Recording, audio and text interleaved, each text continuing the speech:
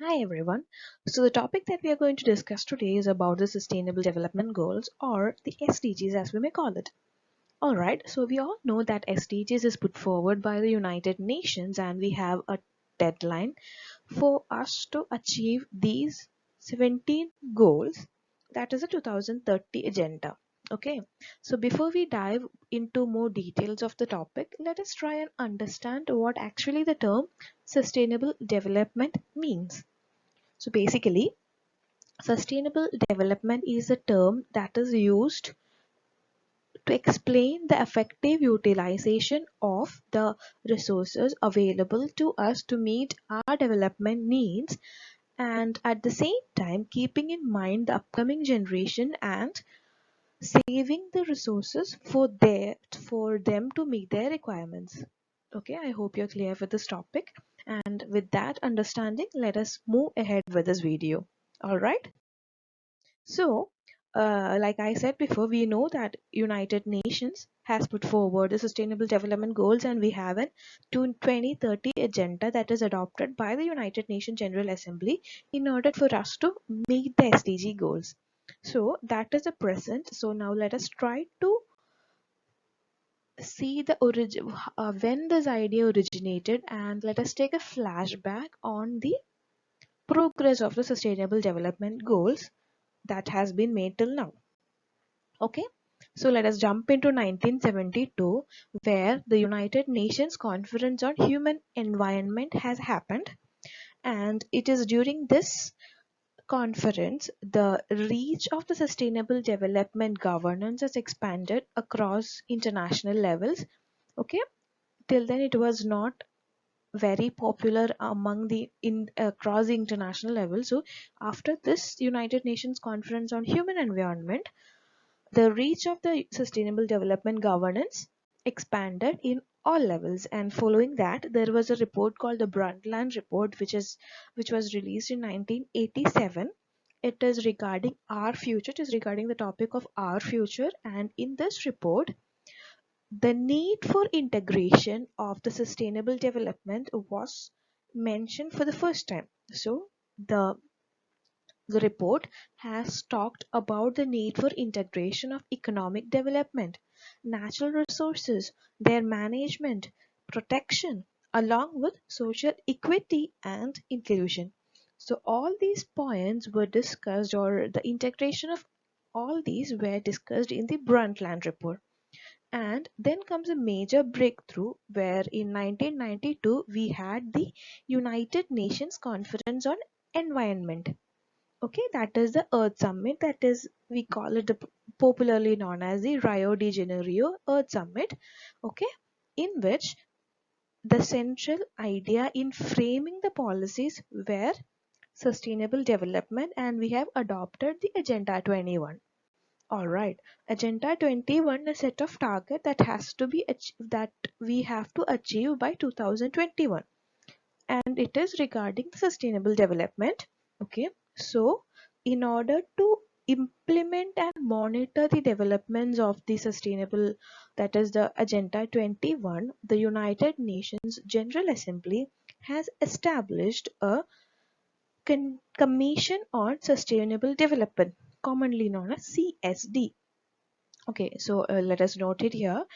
The CSD was established in order to implement the Agenda 21 that has been adopted in the Earth Summit of 1992, which was held in Brazil.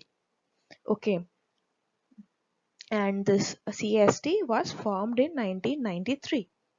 Okay, following which there was a World Summit on Sustainable Development, which had led to the adoption of the Johannesburg Plan of Implementation, or the JPOI. The Johannesburg Plan actually aimed at small island developing states, okay, and they majorly adopted two action plans. One is the Barbados Action Plan, and second is the Mauritius Action Plan. So, when you hear about the terms Barbados Action Plan and Mauritius Action Plan, just be sure that it is related to Johannesburg Plan of Implementation regarding the small island developing states, and it is associated with the sustainable development. All right. And next comes the Rio Plus 20 conference, which was held in 2012, and it has decided to develop the Sustainable Development Goals based on the Millennial Development Goals, and they have formed a high level political forum on sustainable development goals, which replaced the Commission on Sustainable Development Goals, Commission on Sustainable Development, which was formed in 1993. So the major reason behind the formation of this political forum is that before SDG we had this millennial development goals, okay, but the deadline for achieving the millennial development goals were 2015, and we had 8 goals in that.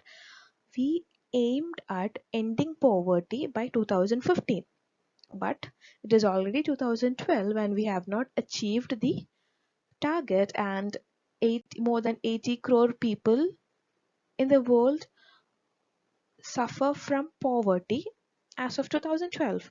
So we needed a development agenda post 2015, which led to the adoption of the Sustainable Development Goals, and the deadline for which has extended even 15 years more to 2030, so that we will have enough time frame to achieve the development goals that is required to have a sustainable development. All right.